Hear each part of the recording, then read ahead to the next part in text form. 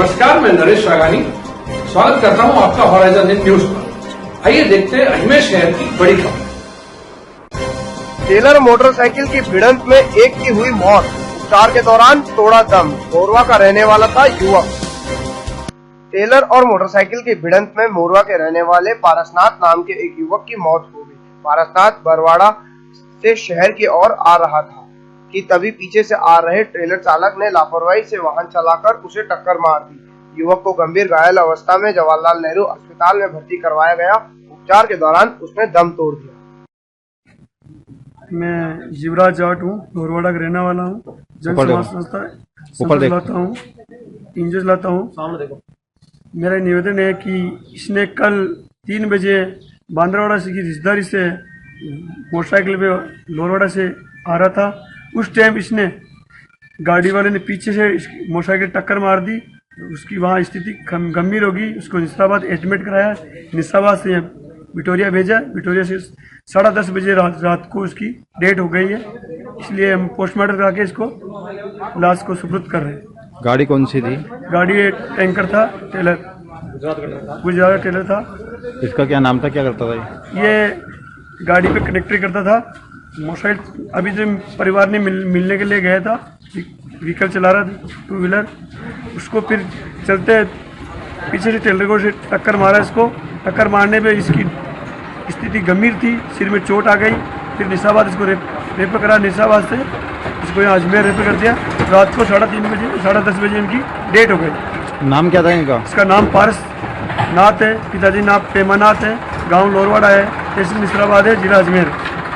तुम्हारा नंबर है क्या जी? आपका नंबर है? मेरा नाम जीवराज जाट है, जन समाज संस्था चलाता हूँ,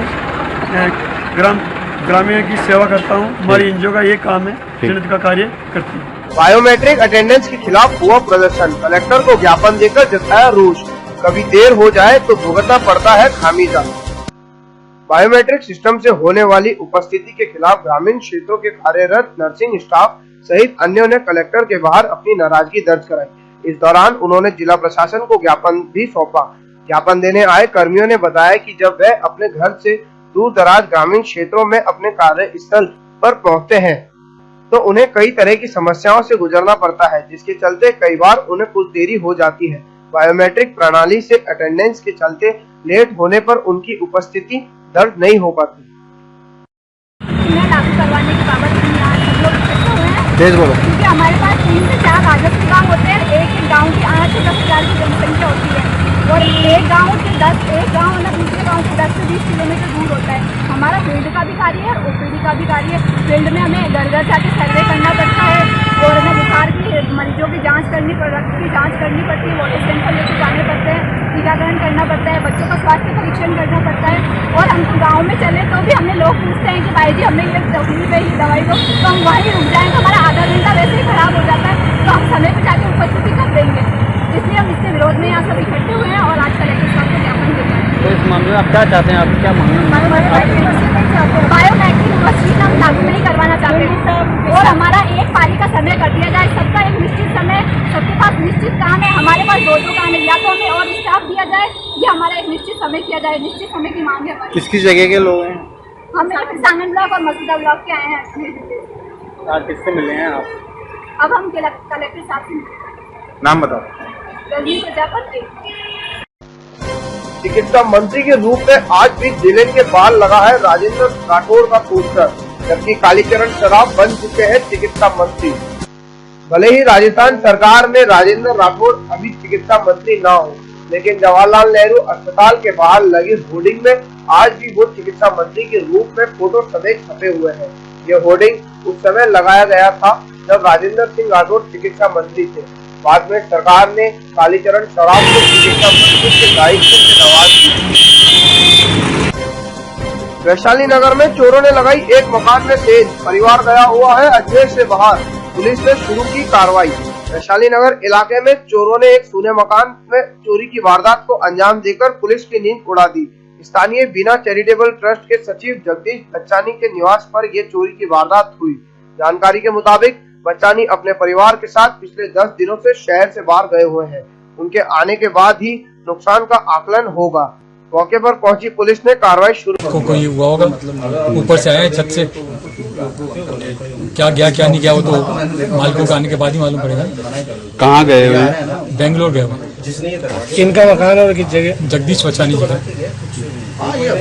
किस जगह है ये जीव सेवा समिति के सेक्रेटरी। मकान? किस जगह है ये? वैशाली का है, 2 के 12 वैशाली जगह। सब कोई ताले वगैरह तोड़े मकान के अंदर से? ऊपर से चैनल गेट का ताला तोड़ा है और उसके बाद लकड़ी का दरवाजा लगा था उसको काटा है। कुछ कीमती सामान था क्या? ये कुछ पता नहीं पड़ेगा ना, अभी जब तक वो आते नहीं है तो क्या क्या पड़ा था। पुलिस आई मौके पे? पुलिस आई, वो फोटो वोटो लेके गए, सामान जो बिखरा हुआ है उसके देख के गए। आपने भी दिखा देखे वो बिखरा हुआ सामान दोनों कमरों में बिखरा हुआ। मेरा नाम मनोहर भूटानी, मैं वचानी जी का साला हूँ। मकान मालिक हैं, 10 दिन से बाहर बंगलोर के इनके चोरी के लिए घुसा है, लेकिन उनसे बात हुई है कि उनका कुछ सामान वगैरह कुछ नहीं किया है, कोई गोल्ड केस कुछ नहीं था घर में। सर कौन सा एरिया है, कौन सी कॉलोनी? ये सागर बिहार के पास। सर किनका मकान था ये? मकान मालिक का नाम अभी वो उनसे बात की है, अभी बता देंगे। नगर निगम की कार्रवाई से मचा हड़कंप। वैशाली नगर में हटाए अतिक्रमण। मुख्य मार्गों पर हो रहा था अतिक्रमण।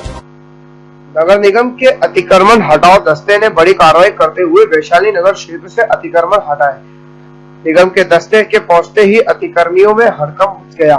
निगम के अधिकारियों ने सड़कों पर अस्थायी अतिक्रमण कर मार्ग अवरुद्ध करने वालों के खिलाफ कार्रवाई को अंजाम देकर बड़ी संख्या में उन लोगों को भी सड़क से हटाया गया जो सब्जी और फल बेचने के लिए सड़कों पर कब्जा जमाए हुए थे। जो पुष्कर रोड को हमने चौड़ा करने का काम किया है, इसको चौड़ा करने के काम के साथ स्थायी अतिक्रमण को हमने हटाया है। अस्थायी अतिक्रमण वाले भी थे, उनको आज तायद करने के लिए हमने गाड़ी भी भेजी है। ईश्वर की दया से उनके पास दुकान है, दुकान के बाद भी उनका मन का लालच खत्म नहीं होता और दुकान के बाहर उन्होंने दुकान लगा रखी है, इसलिए उनको हमने सामान भी जब्ती की कार्रवाई की और उनको इस बात के भी निर्देशित किया है कि जो अपने फल वगैरह के जो विक्रय का काम करते हैं वो दुकान के अंदर रह के करें। इसी प्रकार से एक मैकेनिक की दुकान है, वो अपने सर्विस सेंटर खोल रखा है, उसने सर्विस सेंटर में अपने अंदर करें और सर्विस की जो आईवी जो वेटिंग में कारें हैं और जो अंदर होकर आ गई सर्विस, ऐसी 8, 10, 15 कारें वो बाहर ही खड़ी करता है, इससे ट्रैफिक बाधित होता है। इसलिए इस रोड पर पड़ने वाले जो भी व्यापारी है उनको तायद किया और कुछ के सामान जब्त किया। सर किसी तरह का विरोध भी हुआ है? विरोध तो चलेगा, माला तो पहनाएंगे नहीं, जिसका सामान उठा के जब्त करके लाएंगे, किसी का तोड़ फोड़ करेंगे तो ये तो माला तो पहनाएंगे नहीं। विरोध होगा तो विरोध तो गलती है, और गलती है तो केवल विरोध करने के आधार पर उनको छोड़ दें, ये कतई संभव नहीं है। जो विरोध करने वाला है उसके खिलाफ हम और सख्ती से कार्रवाई निश्चित रूप से करेंगे, क्योंकि पहले तो उनकी दुकानें अवैध है, अगर ज़्यादा ही विरोध है तो फिर उसको हम दूसरी टेक्निक से भी देखेंगे। आवारा पशुओं को पकड़ने वाले वाहन पर लगाया कैमरा। निगम प्रशासन कैमरे से रखेगा नजर, शिकायतों का होगा निवारण। अब नगर निगम प्रशासन आवारा जानवरों को पकड़ने के काम में लगे वाहनों पर नजर रख सकेगा। इसके लिए निगम की ओर से इस वाहन पर कैमरे लगवाए गए हैं। पिछले कुछ समय से इस वाहन को लेकर कई तरह की शिकायतें निगम प्रशासन को मिल रही थी। कई प्रयासों के बाद भी शिकायतों में कमी नहीं आने के बाद निगम की ओर से इन गाड़ियों पर कैमरे लगवाए गए हैं। अजमेर शहर में जिस प्रकार से जो जानवर विचरण होते हैं, भले वो दुधारू गाय हो या फिर वैसे दूसरी बगैर दूध की गाय हो, उसको हमने पकड़ने का कार्य शुरू किया है। कांजी हाउस में भी हमने बहुत बेहतर व्यवस्था कर दी है। आप जाके अगर उसको देखेंगे तो मैं फख्र के साथ कह सकता हूँ कि आपको कहीं से भी सरकारी कांजी हाउस नहीं लगेगा। इसको हमने भी गायों की संख्या जो थी उसको भी हमने बढ़ाकर 200 से 250 की बजाय 700 गायों तक हम उसको ले गए। अभी हमारा कांजी हाउस पे जो पुराना कांजी हाउस है उसको भी सेल करने का चल रहा है। उसको जैसे ही हम सेल करेंगे इसकी राशि आएगी, इससे मल्टी स्टोरी हम कांजी हाउस बनाने जा रहे हैं। इसी के क्रम में हमने जो गाड़ी थी यहाँ पे हमारी जो गाय वगैरह पकड़ने के लिए, जानवर पकड़ने के लिए जो गाड़ी थी वो थोड़ी सी टूटी फूटी अवस्था में हो गई थी। इसका रिनोवेशंस हमने कराया है और रिनोवेशंस कराने के साथ हमने इसके अंदर एक कैमरा लगाया है, ताकि कई बार अमूमन ये शिकायतें आती है कि हम गाय पकड़ते हैं और गौपालक उनके साथ गाय वालों के साथ पकड़ने वालों के साथ मारपीट करके छुड़ा के ले जाते हैं। उसकी रिकॉर्डिंग की भी हमने इसमें व्यवस्था की है। जो भी इस प्रकार का कृत्य करेगा गाय छुड़ाने का, इसको और इनके साथ मारपीट करने का कृत्य करेगा वो रिकॉर्ड हो जाएगा, ताकि हम उसके खिलाफ फौजदारी मुकदमे में इसको काम में ले सकेंगे। एक उपयोगिता तो इसकी है, इसके अंदर GPS सिस्टम भी हमने लगाया ताकि गाड़ी किस जगह पे कहाँ पे घूम रही है ये हमारे को पता लग सके। इसको हम आने वाले समय में डोंगल की व्यवस्था भी इससे करा रहे हैं, ताकि इसको 4G 5G के साथ कनेक्ट करके हम इससे बैठे बैठे हम उसकी पूरी कंट्रोलिंग कर सकते हैं कि वो हमारा जो कर्मचारी है किस जगह पे क्या गाय पकड़ने का काम चल रहा है, उसको अगर हम कमांड देने का भी काम कर सकते हैं यहाँ पे बैठे बैठे निगम में। तो ये नई व्यवस्थाओं के साथ, आधुनिक टेक्निक के साथ हमने इस गाड़ी को तैयार किया है और आज इसको शहर की सड़कों पे निकालने जा रहे हैं। असामाजिक तत्वों के विरोध में लामबंद हुए व्यापारी, कलेक्टर को ज्ञापन सौंपा। वाहनों की समस्याओं से भी परेशान है व्यापारी। लला बाजार मर्चेंट एसोसिएशन के सदस्य ने जिला कलेक्ट्रेट को ज्ञापन सौंपकर बाजार में असामाजिक तत्वों की मौजूदगी पर रोक लगाने की मांग की है।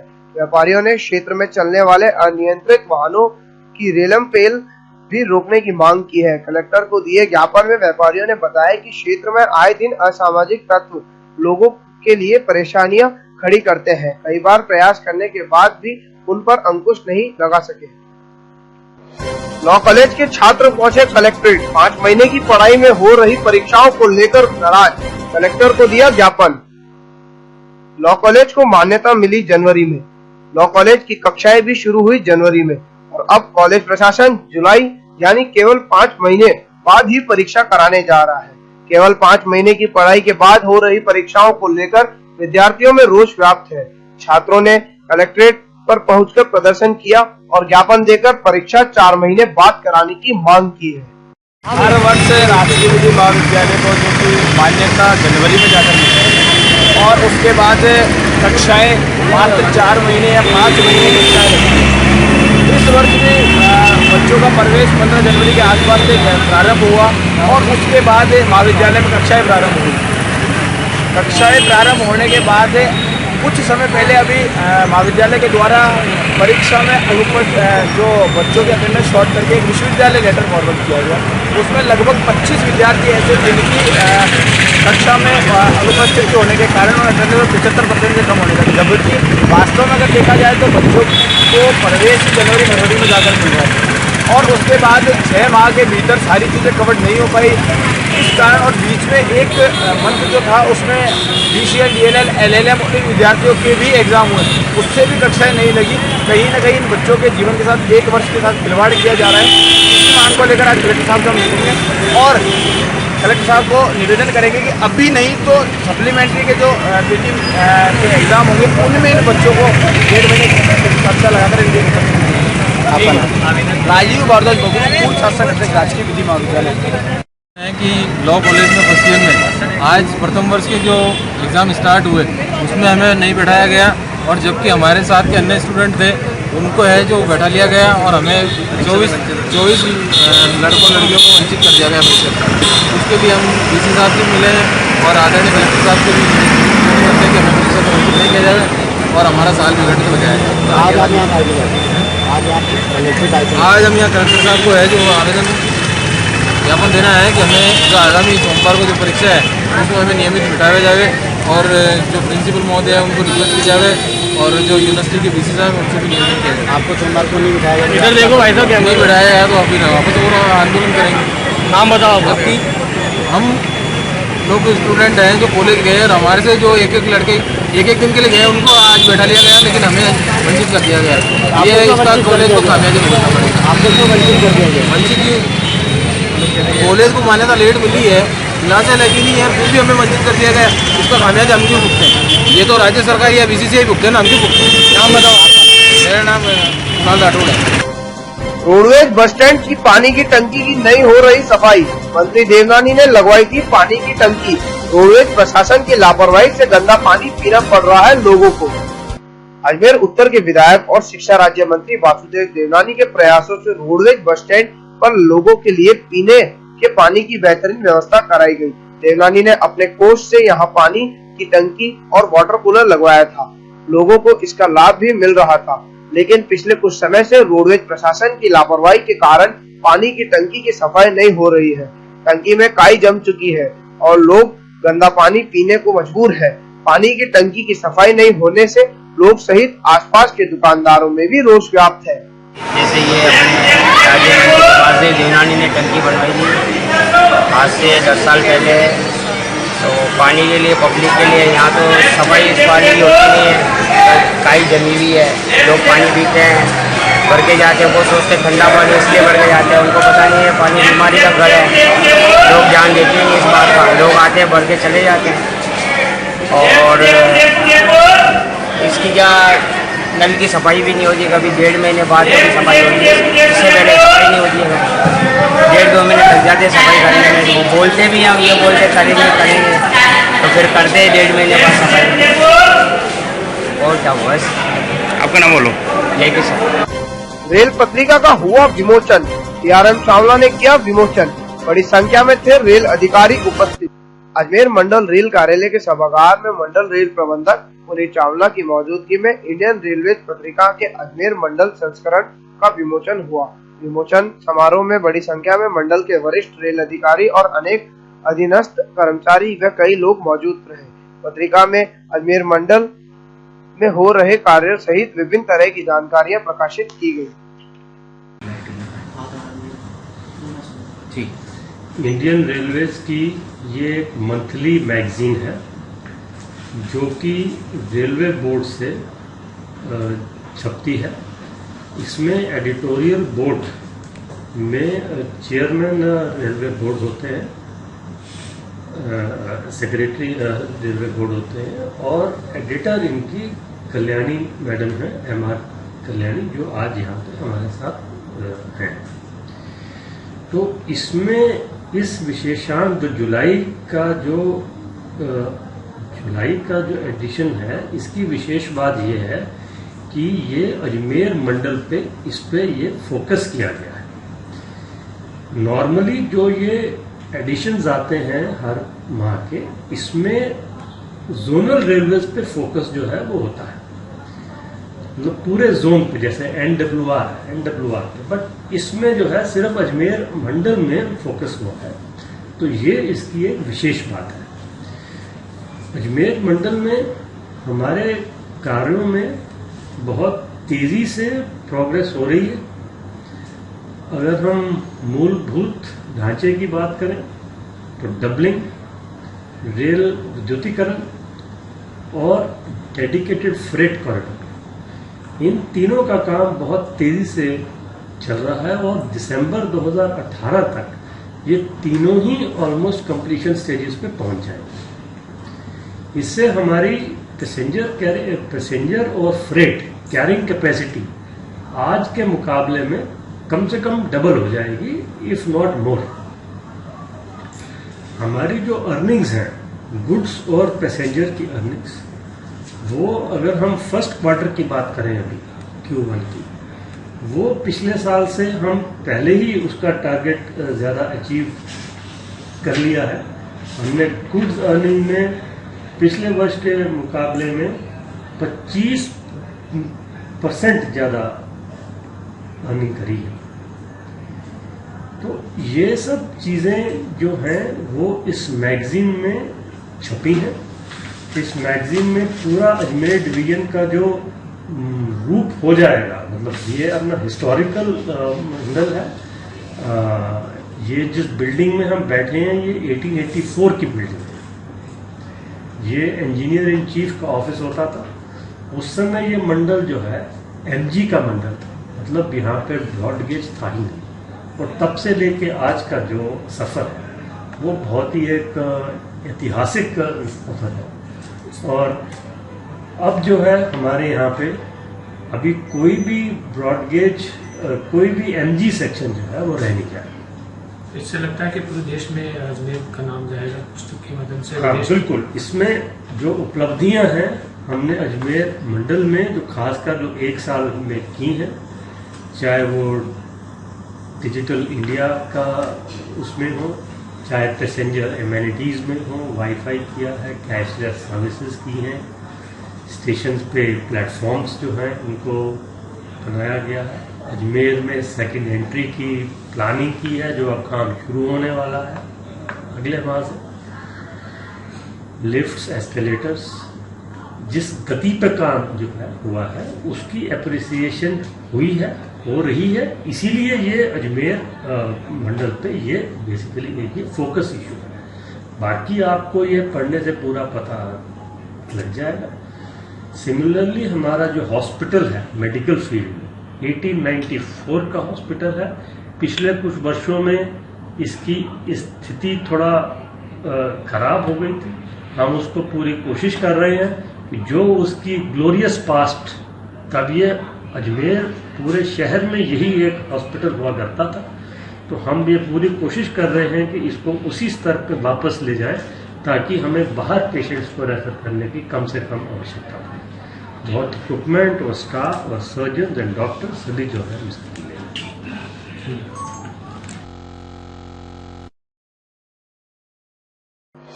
रेलवे स्टेशन पर लगा हेल्थ चेकअप कैंप, रेल कर्मियों ने लिया भाग, डॉक्टर्स ने दिया परामर्श। उत्तर पश्चिम रेलवे मजदूर संघ की ओर से रेलवे स्टेशन पर रेल कर्मचारियों के स्वास्थ्य परीक्षण शिविर का आयोजन किया गया। शिविर में बड़ी संख्या में रेल कर्मियों ने अपनी मौजूदगी दर्ज कराई। शिविर में उपस्थित चिकित्सकों ने जांच के बाद रेल कर्मियों को परामर्श दिया। आज दिनांक 14 जुलाई 2017 को उत्तर पश्चिम रेलवे मजदूर संघ अजमेर मंडल द्वारा रेल परिवारों के सदस्यों के लिए, जिसमें रेल कर्मचारी उनका परिवार का सदस्य शामिल है, उनके लिए एक निःशुल्क स्वास्थ्य जांच शिविर का आयोजन किया गया। इसमें विभिन्न प्रकार का मेडिकल से चिकित्सा से जुड़े विभिन्न प्रकार का, जैसे आई, दांत, कार्डियोलॉजी और ऑर्थोपेडी सहित न्यूरो सहित लगभग सभी डिपार्टमेंटों से संबंधित विशेषज्ञ डॉक्टरों द्वारा इसमें सेवाएं दिया गया। बेतल अस्पताल ने हमें सहयोग किया। सेंट फ्रांसिस अस्पताल का यूरोलॉजिस्ट डॉक्टर कासनीवाल जी ने भी इसमें सहयोग किया। यूरोलॉजिस्ट के साथ साथ कार्डियोलॉजी संबंधित लोगों के लिए डॉक्टर विवेक माथुर ने अपना सहयोग दिया। इन तमाम डॉक्टरों का सहयोग से उत्तर पश्चिम रेलवे मजदूर संघ की रेल परिवार के सदस्यों का स्वास्थ्य के प्रति जागरूक करने के लिए प्रयास किया।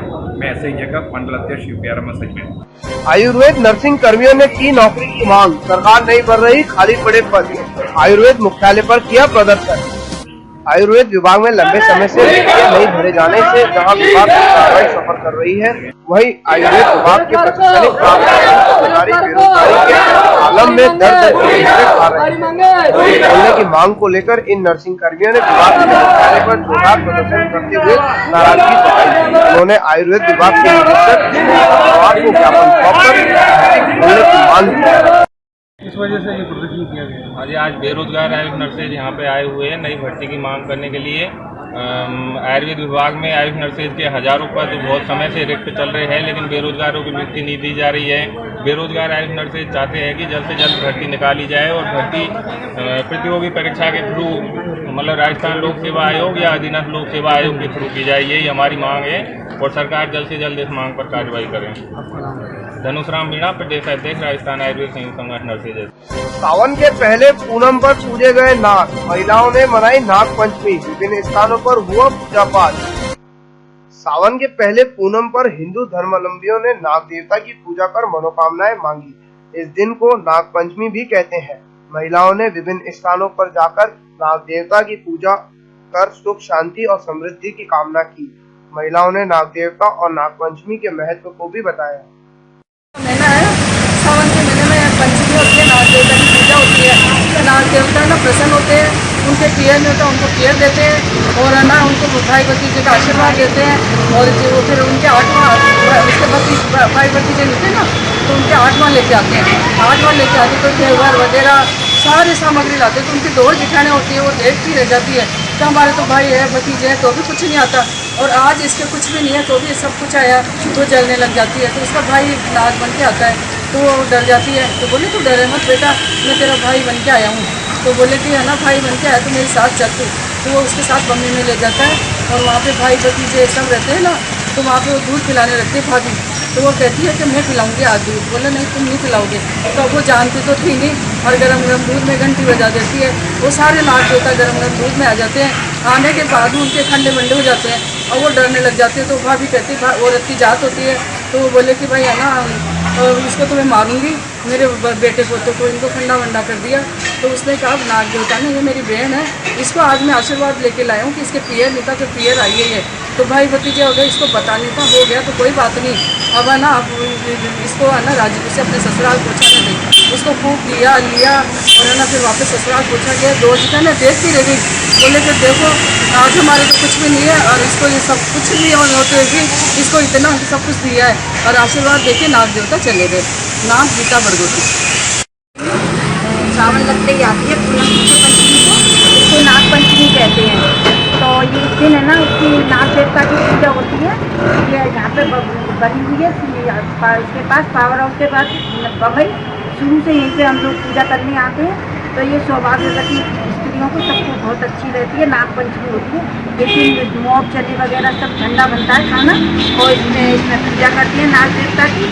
और इसमें पूजा होती है, कहानी वगैरह कहते हैं और पूजा, और इसको अच्छा माना जाता है। आपका नाम बोलिए। और सिद्धर की सुख शांति। बाजे बाजे के साथ निकली एडीए की कावड़, भगवान भोलेनाथ को शस्त्रधारा से पूजा। अधिकारी कर्मचारी बोले हर हर महादेव। सावन के महीने में हर साल की तरह अजमेर विकास प्राधिकरण की ओर से भगवान भोलेनाथ की शोभा यात्रा के साथ कावड़ यात्रा भी निकाली गई। पुष्कर के पवित्र सरोवर से जल लेकर रवाना हुए कावड़िए एडीए ऑफिस पहुंचे, जहां एडीए अधिकारी और कर्मचारियों की ओर से उनका स्वागत किया। इसके बाद एडीए परिसर स्थित महादेव मंदिर में शस्त्रधारा हुई।